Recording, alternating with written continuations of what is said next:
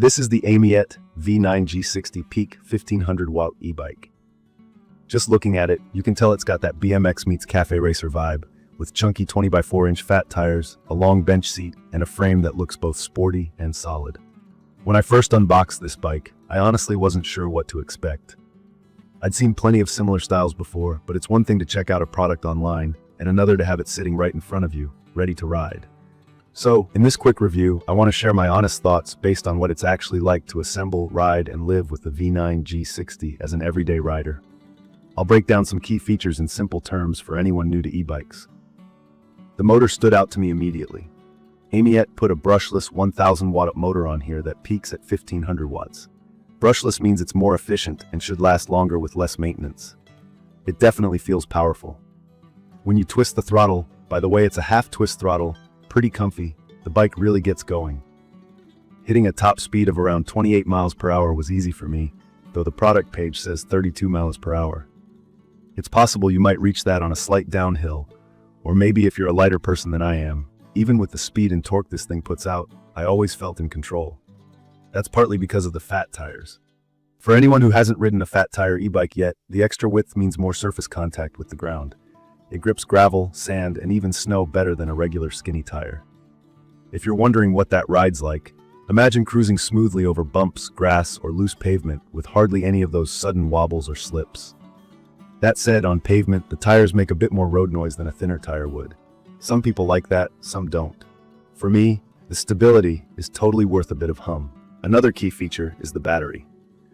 The V9-G60 uses a big removable 48-volt 20-hour battery. Removable just means you can take it out to charge, which is great if you live in an apartment or want to charge indoors. AMYET estimates 30 to 70 miles on a charge. That range is going to change a lot, honestly, depending on how much you use the throttle, pedal assist, and how hilly your ride is. I usually keep mine in pedal assist mode for exercise, and I've been able to ride a day around the city without worrying about range. If you push it hard on throttle only, expect the range to drop, but it's still plenty for most commutes or exploring.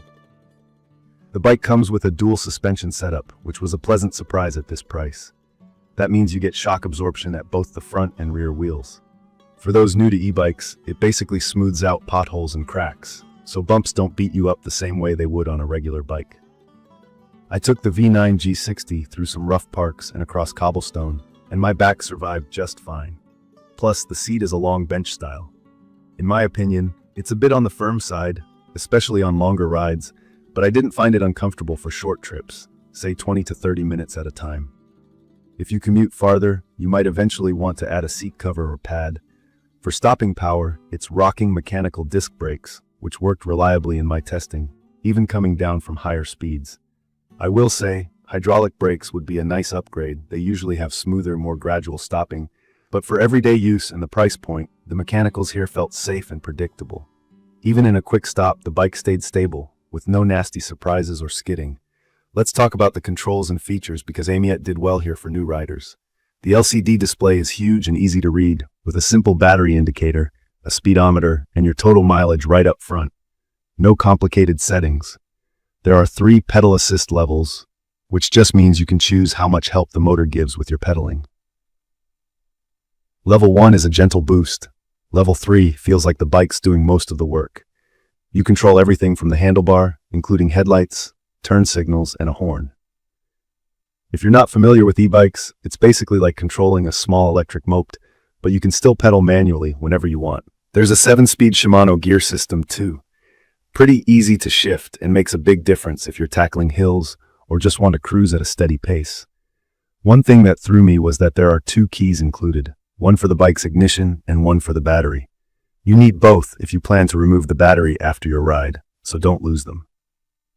The wiring on the bike is neatly managed. Nothing dangles or sticks out to snag as you ride, which I definitely appreciate after dealing with messier bikes. Weight is probably the trickiest part about this ride. The V9-G60 weighs about 84 pounds, so carrying it upstairs or loading it into a car isn't easy. I personally just roll it into my garage or lock it at street level. If you think you'll need to lift it often, you should consider whether that works for you. Charging takes about 7 to 8 hours if the battery's totally empty. That's overnight for me.